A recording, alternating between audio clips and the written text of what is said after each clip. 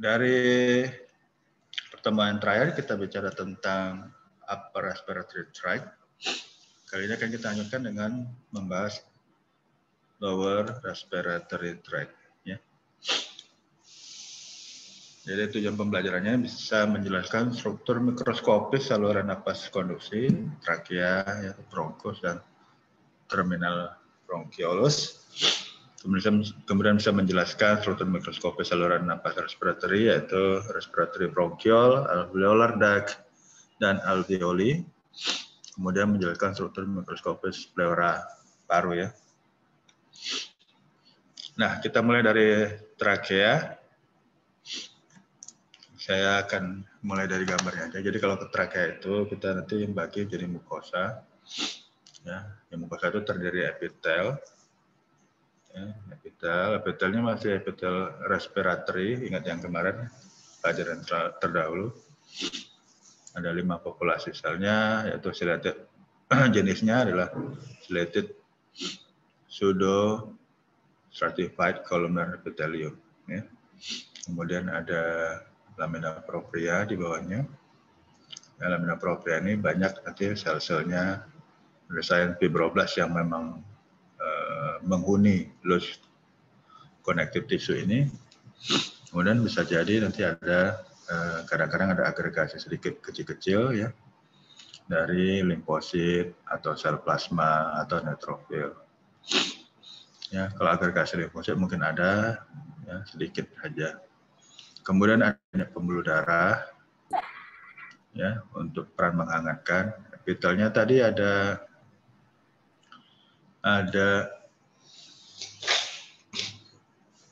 sel gobletnya ya. Kemudian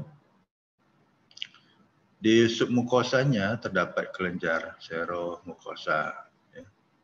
Disebut juga kelenjar trakea ya. Ini yang banyak, cukup banyak. Ini adalah kelenjar trakea yang jenisnya seromucous glands ya. Nah, selanjutnya ada pars cartilage ya dan smooth muscle ya, kita sebut juga nanti sebagai fibromusculocartilaginea ya. Nah, tanya di sini ini adalah otot polos ya, di bagian pars membranacea. Ada otot polos yang cukup banyak, kemudian ada cartilage yang berbentuk huruf C ya. Ini jumlahnya ada 20 karena panjangnya trakea. Nah, kalau misalnya yang pars membranous yang smooth muscle ini mengalami kontraksi, itu akan membantu proses batuk. Ya, proses batuk. Kalau batuk nanti pun batuk itu berdahak misalnya, itu menunjukkan keaktifan dari sel goblet dan seromucous gland yang ada. Ya. Karena nanti kalau mau mengurangi ya tentu karena ini sangat tergantung dengan parasimpatis, maka ditambahi yang simpatomimetik ya. Kayak obat-obatan nanti ephedrine atau phenylephrine atau apa seperti itu semacam itu ya, phenylpropanolamin. Nah, itu akan membantu mengurangi sekresi mukus ya. Kemudian ada adventitia di belakangnya ya. Yang nanti sebagian bergabung adventitianya ini adalah jaringan ikat fibrosa juga ya, bercampur-campur dengan yang loose, kemudian nanti bersambung dengan yang esofagus ya di saluran cerna. Ini gambarnya aja, kalian bisa lihat saja nanti. Ini sama, ada sel goblet ya, cukup banyak. Detailnya sudah saya ceritakan tadi. Nah, ini gambarnya kalau seandainya tadi bagian sekretori dari seromucous gland itu keluar ya, maka nanti dengan bantuan myoepithelial cell yang ada di sini, ini akan dikeluarkan ke lumen ya, sehingga bisa menjerap dust ya, dust thread ya, menjerap debu ya. Mukosa yang epitel yang mempunyai silia membantu nanti agar terjadi gerakan sehingga debu-debu akan satukan ke atas ya. Selanjutnya trakea akan membelah dua ya, ke paru sebelah kanan dan paru ke sebelah kiri ya. Salurannya kemudian kita sebut sebagai bronkus ya. Bronkus primer. Nah, nanti yang kanan akan bercabang 3 ya. Yang kiri bercabang 2. Setelah melalui beberapa kali percabangan akan berlanjut menjadi bronkiolus. Nah, nanti bronkiolus berlanjut menjadi bronkiolus terminal dan bronkiolus respiratorus, kemudian alveolar duct dan ke alveoli ya. Yang kanan ini garis lurus ini maksudnya sama dengan yang. Nah, kalau bronkus ini diameternya sekitar 5 mm, mukosanya sama, ya, ciliated pseudo stratified columnar epithelium. Nah, bedanya nanti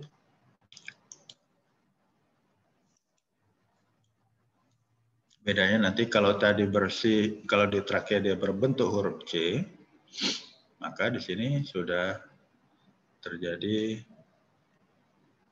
perpisahan ya, pemisahan. Jadi kita sebutnya sebagai cartilage plate ya, atau cartilage island ya.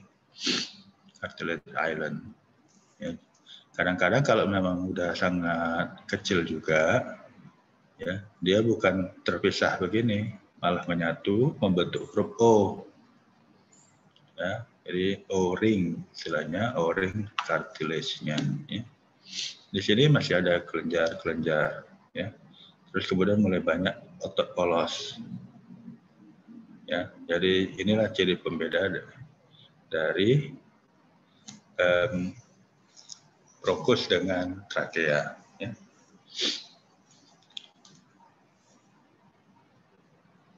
Ya, namanya pria sudah mulai banyak otot polos, ya, banyak elastic fiber juga, kelenjar seromukosa. Ya. Nah, keberadaan otot polos ini kalau terjadi kontraksi maka akan mengecilkan lumen. Mengecilkan lumen dari bronkus. Ya. Jadi kalau misalnya ini berkontraksi di sini ya. Ini otot polos ya. Ini otot polos, dan ini juga otot polos. Sampai sini kalau berkontraksi, maka lumennya mungkin akan tinggal separuh. Nah, jadi udaranya bisa masuk, tapi kalau mau keluar ada hambatan. Bagaimana pula kalau misalnya terjadi peraktivasi dari seromucous glands ya, maka terjadi banyak cairan di sini ya. Terjadi banyak cairan dan itu nanti batuknya jadi batuk yang produktif. Batuk berdahak kita sebut ya. Batuk nanti ada yang dua macam, ada yang batuk dahak ada dua macam, ada yang kental, ada yang batuk tapi tanpa dahak ya, atau kita sebut juga batuk kering. Nah, kalau nanti terjadi kontraksi otot polos ini, maka lumen akan mengecil. Ya, itu nanti kita orang yang seperti itu mengalami sesak napas kita sebut ya. Ada yang dari Malaysia ada sini? Enggak. Oke. Kalau enggak ada, kalau orang Malaysia menyebutnya dengan istilah lelah.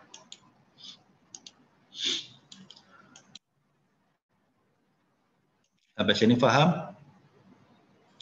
Ya, ini tadi cartilage plate-nya atau cartilage island. Ya. Ini otot polosnya ada di sini. Jadi bisa berkontraksi dan mengecilkan lumen bronkus. Ya.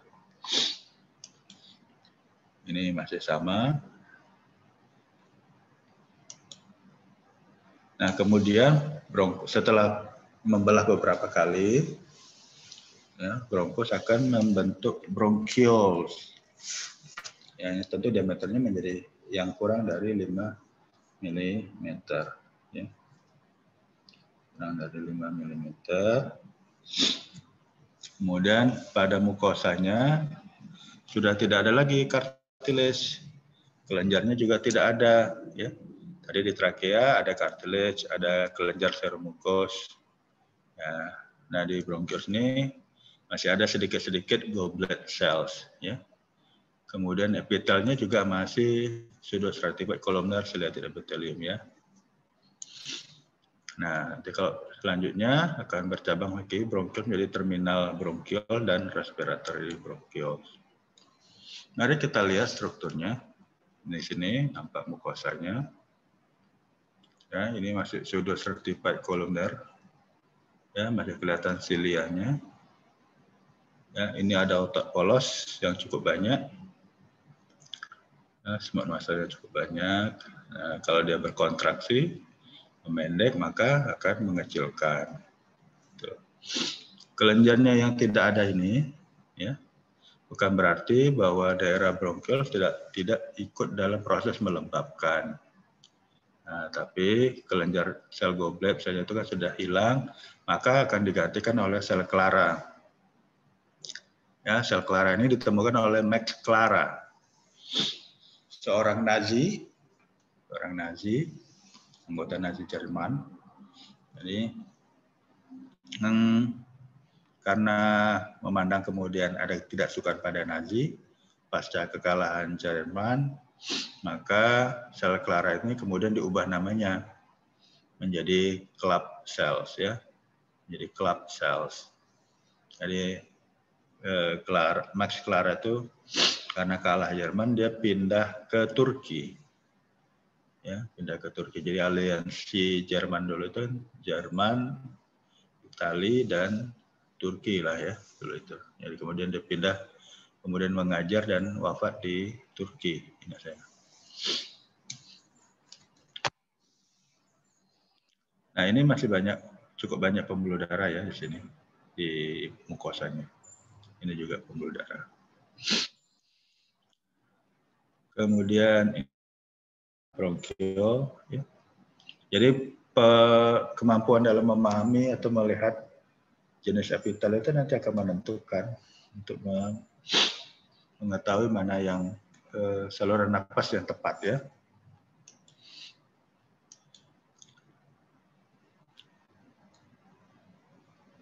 Kemudian terminal bronkiol akan dilanjutkan dengan terminal bronkiol, ya. Jadi terminal bronkiol itu cirinya dindingnya tidak mempunyai alveolus. Ya, tapi kalau dia sudah ada alveolus, maka menjadi respiratory bronchiole. Ya. Epitelnya juga sudah mulai berubah dari ciliated pseudostratified columnar epithelium menjadi ciliated simple columnar epithelium atau ciliated simple cuboidal epithelium. Ya. Nah, di sini nanti ada sel Clara atau club cell, nama barunya. Di ini tidak ada silianya, kemudian mempunyai secretory granul di apexnya, ya. Jadi nanti granul-granul ini dilepaskan, disekresikan. Inilah yang digunakan untuk memproteksi dinding dari bronkiol, ya, terhadap polutan dan peradangan, ya. Elastic fiber masih banyak di lamina propria. Jadi kalau misalnya ada orang yang sesak napasnya luar biasa, ya, mungkin banyak sekali otot polos yang terpengaruh, ya, misalnya pada kasus asma bronkial. Ini gambaran lain dari terminal bronkiol yang di sini epitelnya adalah simple cuboidal epithelium, ya. Ini simple cuboidal epithelium. Nah, sel-sel Claranya nanti itu kelihatan seperti ini, ya. Kalau pembesaran seperti ini udah di atas 400, ya. Magnifikasinya dia ada nampak ini vesikel yang akan disekresi, ya. Ini ada 1, 2, 3, 4, 5, 6, 7, ya, 8. Kemudian bercabang lagi menjadi respiratory bronchiole. Menjadi respiratory bronchiole. Nah, sini sudah mulai jadi transisi dari conducting dan respiratory. Kenapa? Karena sudah ada alveolus, ya, 1 atau 2 mungkin di dinding dari respiratory bronchiole. Pertukaran gas itu menuntut dinding yang tipis, ya. Jadi mudah untuk oksigen masuk ke dalam kapiler. Mukosanya sama, ya, seperti terminal bronkiol, ya. Jadi dindingnya sudah mulai diputus oleh alveolus, ya. kemudian mungkin menjadi simple kuboidal, ya, dan ada clara cell yang lagi cukup banyak, sama. Kemudian di mukosa masih ada smooth muscle dan elastic fiber. Jadi kita bisa lihat misalnya, oh ini tadi ada bronchus associated lymphoid tissue, ya, ini agregasi dari limfosit. Ya, ini kemudian menjadi terminal bronchial, sudah mulai ada alveolus, ini akan menjadi respiratory bronchial, ya. Kemudian nanti dari respiratory bronchial akan berlanjut ke alveolar duct. Ya, ini alveolar duct, respiratory bronchial masih simple cuboidal epithelium, ya. Jadi kamu bisa melihat perubahannya dari epitel yang berlapis di trakea, berlapis semu, ya, atau bertingkat, kemudian menjadi simple columnar ciliated, kemudian menjadi simple cuboidal epithelium, ya, di respiratory bronchial. Selanjutnya dia respiratory bronchial akan bercabang menjadi alveolar duct dan kemudian bercabang lagi menjadi alveolar sac atau alveoli, ya. Alveolar duct itu menjadi muara lah, ya, pembukaan dari beberapa alveoli, ya. Nah, ini epitelnya di sini sudah berubah menjadi epitel simple squamous, ya. Tapi otopolasnya masih ada. Ya, otopolasnya masih ada yang nanti menghilang di alveoli, ya, atau di paling ujung, ya. Elastic fibernya juga sudah mulai banyak, ya. Jadi kalau elastis seperti sifat elastis lah, rambutnya bercabang, kemudian kalau misalnya dibengkok dan bengkokan itu kemudian dilepas, dia akan kembali kepada bentuk semulanya. Tapi tekanannya tidak cukup kuat, ya. Kemudian ada reticular fibers juga untuk mencegah overdistensi dari alveoli. Kalau overdistensi bisa jadi pecah kan alveolinya. Kemudian mencegah kerusakan kapiler yang halus dan alveoli tadi, ya, dinding alveoli. Sampai sini paham? Halo? Paham, ya? Oke, alveolar duct. Nah, kita bisa lihat ini terminal bronchial. Ini masih simple cuboidal epithelium, ada sel claranya, sel clara, ya, yang permukaannya bentuk kubah, ya. Ciri dari salah satu dari ciri sel clara atau sel klapsel itu permukaannya apikalnya berbentuk kubah. Kemudian jadi respiratory bronchial dan alveolar duct. Jadi kita ngelihat kadang-kadang membedakan alveolar duct dengan alveolus sebenarnya mudah dengan kemampuan melihat keberadaan smooth muscles, ya.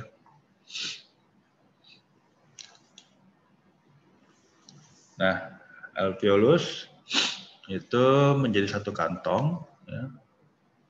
Di kantong, jadi di sini terjadi pertukaran oksigen dengan karbon dioksida.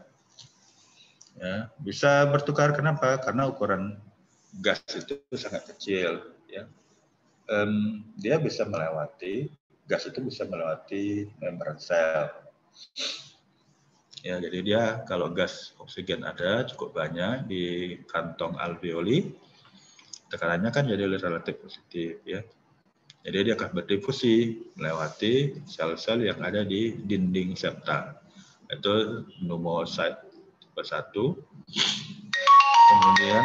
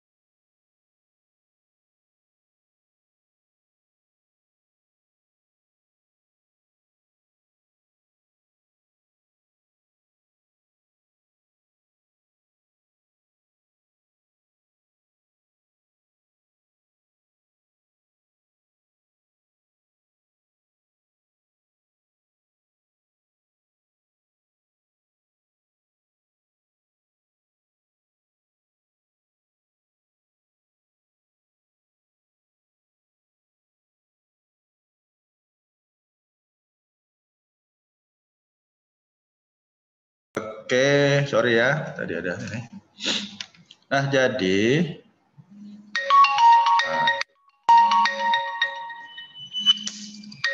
bentar ya.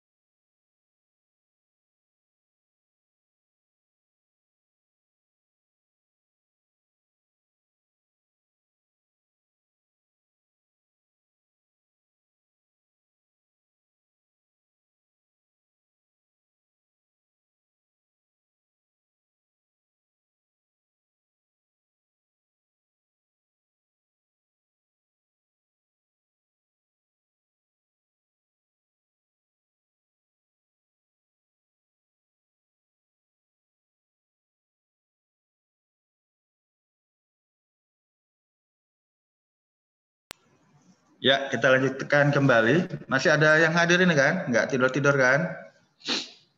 Tidak, Dok. Tidak ya? Oke, jadi alveolus itu tempat pertukaran oksigen dan karbon dioksida. Ya, jadi kalau kita mau ketemu, misalnya mau ketemu target oksigen itu adalah protein yang kita sebut hemoglobin. Ya, hemoglobin itu ada banyak di dalam sitoplasma eritrosit. Ya, jadi kamu bisa bayangkan dari oksigen yang 21% di atmosfer itu, kemudian dihirup, sudah diangetin gitu ya, sudah diberi kelembaban yang tepat sampai dia ke dalam alveoli, maka dia harus melintasi barrier ya. Barrier itu dibentuk oleh membran sel dari pneumocyte tipe 1, kemudian ada lamina basal dari pneumocyte, kemudian sedikit jaringan ikat, kemudian lamina basal dari endotel, kemudian melintasi endotel dan kemudian baru masuk ke dalam plasma darah dan masuk ke dalam eritrosit ya, melintas dari membran sel eritrosit. Itulah perjalanan oksigen ya dari alveoli. Begitu juga karbon dioksida untuk reverse-nya, kembalinya untuk ke dalam kantong alveoli ya. Jadi Ada nanti 2 kantong ya yang membentuk septum itu ya. Nah, epitelnya tadi ada epitelnya adalah simple squamous, sudah tidak ada lagi otot polos di sini.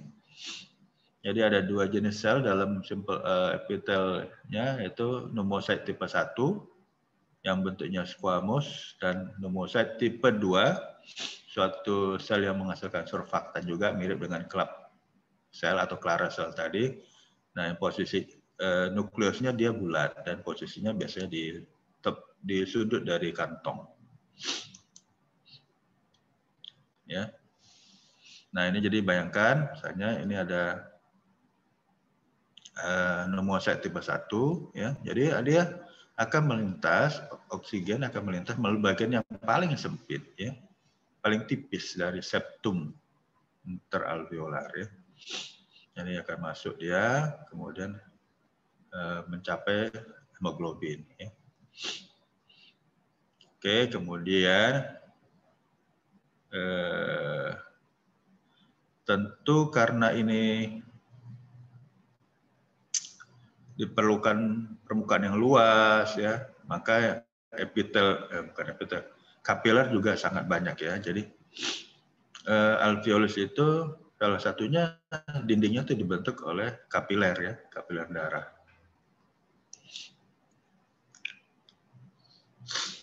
Selain pneumocyte tipe 1, ada juga sel-sel lain yang ada di situ, yaitu alveolus macrophage ya, macrophage. Jadi ini adalah sel berasal dari monosit, sel darah putih yang kita sebut monosit.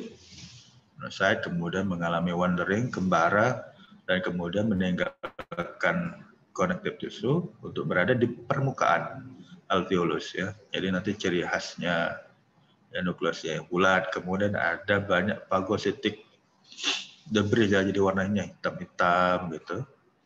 Setelah dia akan mencoba menghilangkan debris atau debu yang masuk sampai ke paru-paru. Seandainya perokok, maka jumlah alveolus macrophage ini akan makin banyak di saluran napas di alveoli. Ya.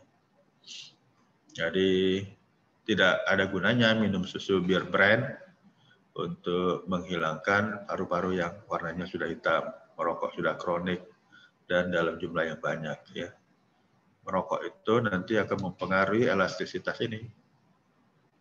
Elastisitas, ya. Kemudian serabut retikular yang ada di sini, di alveolus, ya, sehingga pada kasus-kasus tertentu akan mengakibatkan septumnya menjadi pecah. Ya. Terutama yang rusak ini juga, pneumocyte tipe 2. Ya. Ini gambarannya. Ya.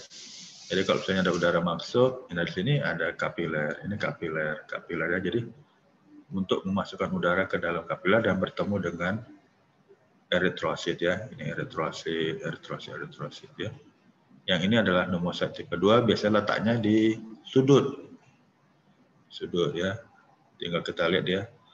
Nukleus nanti bulat ya. Oke, sama. Ini tipe 1 tadi ya. Ya, ini melapisi permukaan alveolus ya. Dia sangat tipis. Sekitar 25 nanometer ya. Kemudian antara satu dengan lain adalah desmosom dan occluding junction ya. Jadi menghindari karena ada occluding junction ini mencegah ya. Jadi cairan plasma ekstravasasi itu kemudian masuk ke dalam kantong permukaan ya, ke permukaan alveolus ya. Sel yang tipe 2 itu tadi ada di sudut-sudut ya, jadi tersebar di antara tipe 1, sama tetap punya desmosom dan occluding junction, membelah dengan mitosis untuk menggantikan tipe 1 dan tipe 2. Kemudian karakteristiknya vesikular atau sitoplasma yang foamy, tadi itu punya kemampuan untuk menghasilkan surfaktan, ya, sehingga tegangan permukaannya menurun dan alveolusnya bisa mengembang dengan lebih baik. Ya. Ini penampilannya, bagaimana proses surfaktannya itu dibentuk, ya. Kemudian ini makrofage, ya, atau dust cell tadi sudah saya sebut. Ya, jadi ciri khasnya itu nanti ada bintik-bintik ini, vesicle granul itu. Ya, ada vesicle granul yang dia ada di atas permukaan ini, permukaan alveolus. Jadi dia kalau ada dust, ada bakteri yang mungkin yang masuk juga, dia akan memfagositnya, ya. Nanti kalau cerita fagosit kan ketemu nanti dengan lysosom, membentuk fagolysosom, ya. Kemudian kalau dia bakteri ya tentu akan dipresentasikan, ya. Kemudian ada satu struktur yang disebut sebagai alveolar pores atau pori alveolar. Jadi untuk menghubungkan satu alveoli dengan alveoli lain seperti jadi menyamaratakan tekanan di seluruh alveoli, ya. Jadi kalau sangat efisien untuk pertukaran gas, ya, sangat efisien untuk paru-paru berkembang seutuhnya, seluruhnya, ya. Kemudian ini aliran darahnya ada di, ya, arteri pulmonari, nanti akan bercabang-bercabang membentuk kapiler yang ada di septum interalveolaris, ya, kemudian kembali lagi ke pulmonary vein sampai nanti kembali lagi ke jantung. Nah, ini ringkasan dari apa yang tadi saya sudah sebutkan dari trakea sampai ke alveolus, ya. Kalau ini kalian kuasai tentu akan mudah, ya, untuk menjawab persoalan apalagi di praktikum. Nah, bagian yang terakhir adalah pleura. Pleura ini merupakan satu jaringan, ya, yang menutupi paru-paru, ya. Nanti ada bagian pleura yang visceral, ada yang parietal, ya. Jadi antara visceral dan parietal pleura itu terbentuk satu ruang yang kita kenal sebagai pleural cavity, ya. Nah, sifat dari penutupnya tadi, penutup pleura ini adalah satu mesotel, ya. Atau mesotel itu sifatnya serosa, jadi bisa mengeluarkan cairan, bisa pula juga mempinositotiknya, ya.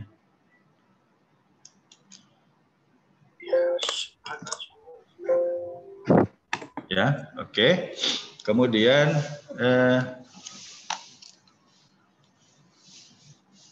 pleura ini nanti di bagian yang apex akan di atas, ya, sebelah atas paru akan bertemu. Kemudian bagian-bagian lainnya punya kemampuan pinositotik, ya, untuk menyerap cairan yang keluar, ya, terutama yang bagian bawah, dan kemudian menghubungkannya dengan lymphatic vessel dari dinding toraks, ya. Kalau misalnya nanti ada banyak cairan atau darah, ya, itu akan terbentuk satu kondisi yang kita sebut sebagai efusi pleura, ya. Itulah nanti mengandung cair atau kadang-kadang mengandung udara, ya, mengandung udara, pneumotoraks, ya. Ini, ya, ini kalau paru-paru, ya, begini, ya. Jadi bagian yang visceral nanti dia berhubungan sama alveolus, ya, yang parietal berhubungan sama dinding toraks, ya. Nah, ini bagian yang pleura visceral, ini kelihatan di sini. Masih ada simpel squamous epithelium, nama selnya adalah mesotel, ya. Ini ada banyak, ini ada kapiler, ini ada lymphatic vessels, ya. Jadi bisa keluar cairan ke sini. Tapi yang di sebelahnya nanti akan bisa menyerap karena ada kemampuan pinositotik.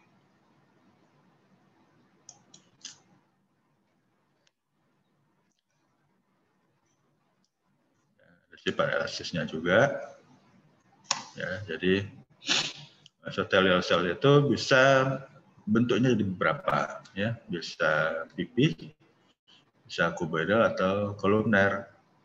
Kalau dia kuboidal atau kolumner itu berarti dia menjadi longgar atau mengandung lemak, ya. Kemudian kalau yang kayak ini bentuknya kuboidal atau kolumner berarti dia aktif. Tapi ada juga yang pipih. Nah, ini bisa di stretch, ya. Jadi sangat rigid strukturnya, ya. dan ada mikrofili. Sebagian mesotelioma itu mempunyai mikrofili. Itu nanti penting untuk kepentingan klinik ya. Tapi juga mikrofili ini untuk menyerap lagi seros liquid yang dilepaskan oleh ini bagian yang aktif ini secara metabolik aktif ya.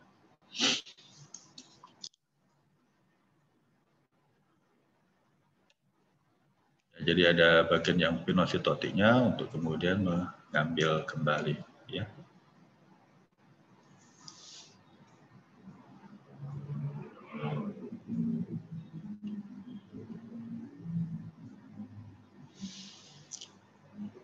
Oke, jadi kalau misalnya nanti ada keadaan tertentu ya, kalau jumlah cairannya meningkat ya, atau pada keadaan efusi, nanti kedua lapisan yang tadi akan membelah, menciptakan ya, rongga pleura, dan kemudian sel-sel mesotel yang tadi pipi kemudian menjadi berlapis ya, multilayer yang bentuknya kuboidal.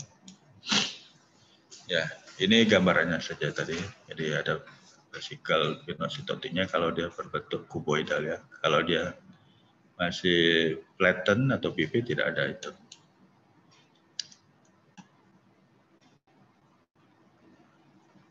Ya, ini tebal-tebalnya saja. Ya, saya rasa tidak ada lagi banyak. Nah, ini cuma gambar saja ya, memperlihatkan simple squamous epithelium. Ada pertanyaan, kita cukup sampai di sini. Ini kalau dia ini aktif ya, ada iritasi atau ada kanker, ini jadi hipertrofi dan hiperplasia. Dan nanti kalau dengan elektron mikroskopi akan nampak vesikel pinositotiknya.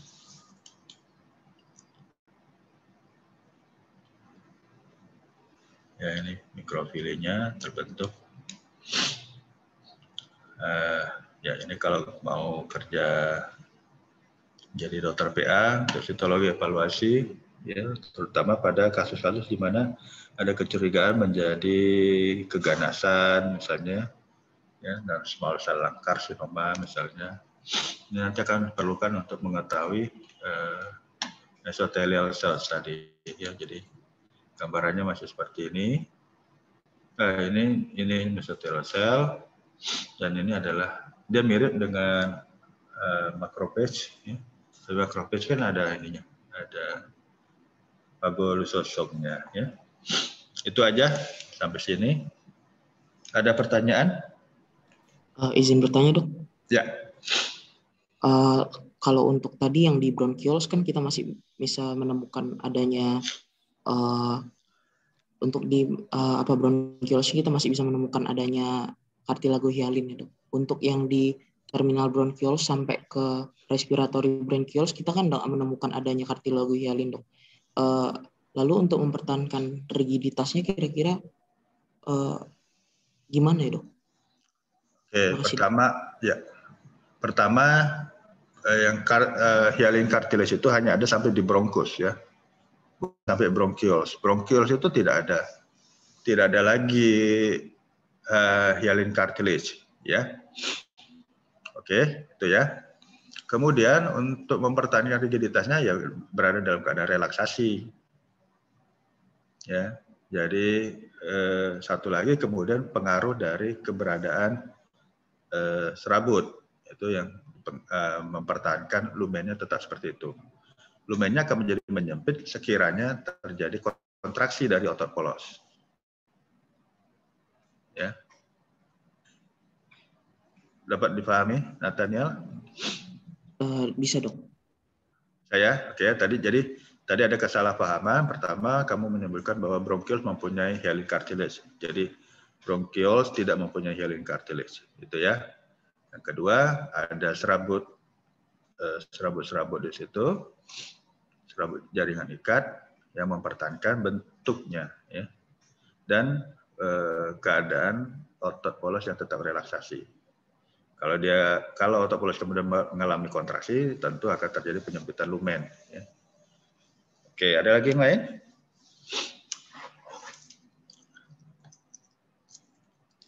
Yoni, Gabi? Umu Arifah. Satu lagi nanti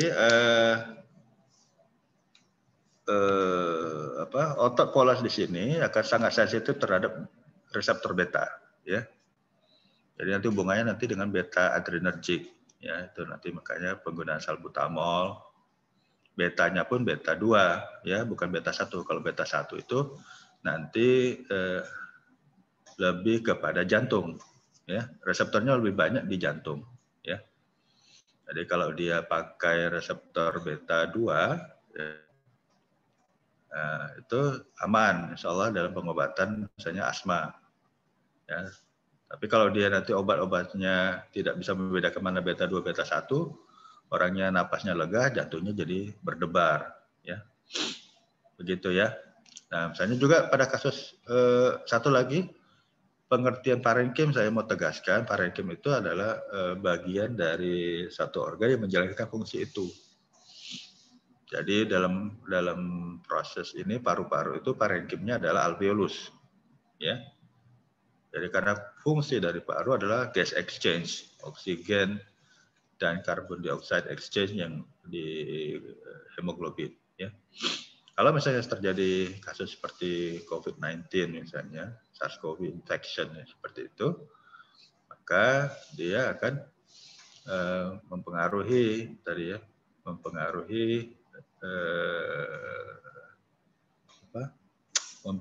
alveolus, ya, mempengaruhi alveolus, kemudian akan menimbulkan kematian di situ. Kalau udah mati satu, reaksi radangnya makin banyak, gitu ya, makin banyak monosit, makin banyak lung makrofage, ya, maka populasinya akan makin menebal, ya. Analogi yang sederhana, misalnya ketika satu daerah jenderal meninggal, maka besoknya anggota-anggotanya akan banyak masuk kan ke situ kan. Tadinya anteng-anteng aja, begitu ada satu anggotanya meninggal, besoknya ribuan datang. Ya, kira-kira seperti itu. Begitu juga sistem imun kita di paru-paru itu. Ya, jadi kalau ada kerusakan maka akan coba dilokalisir ininya bisanya, atau kalau misalnya memang parah banget maka akan menjadi sangat banyak. Ya, itu yang nanti dikenal sebagai fibrosis paru. Ya, fibrosis paru. Makanya misalnya pada kasus-kasus COVID banyak meninggal karena justru terjadi fibrosis paru. Ya, demikian ya, cukup ya. Kalau nggak ada pertanyaan lagi, bisa paru-paru berjamur, oke, bisa, gitu ya. Infeksi yang lain, misalnya Klebsiella, mungkin Streptococcus, bisa respiratory syncytial virus, bisa ya. Itu semua tergantung pada kemampuan dari silia untuk menghilangkan itu, dan tadi bronchus associated lymphoid tissue, ya, untuk menghilangkan infeksi yang terjadi. Itu semua proses infeksinya kan bukan sederhana, jadi dari atas, mulai dari adenoid tonsil, ring of Waldeyer, itu semua sudah bersiaga untuk menghancurkan bakteri atau mikroorganisme lain yang bisa merusak atau mengganggu proses pernapasan. Baik, kalau tidak ada pertanyaan lagi, memang sudah tidak ada ya, sudah ngantuk semua, sudah banyak hipoglikemia. Ya, tutup sampai di sini ya. Assalamualaikum warahmatullahi wabarakatuh. Waalaikumsalam warahmatullahi wabarakatuh. Terima kasih dok. Terima kasih, dok. Ya, sama-sama ya. Saya tinggalkan ya. Ya dok.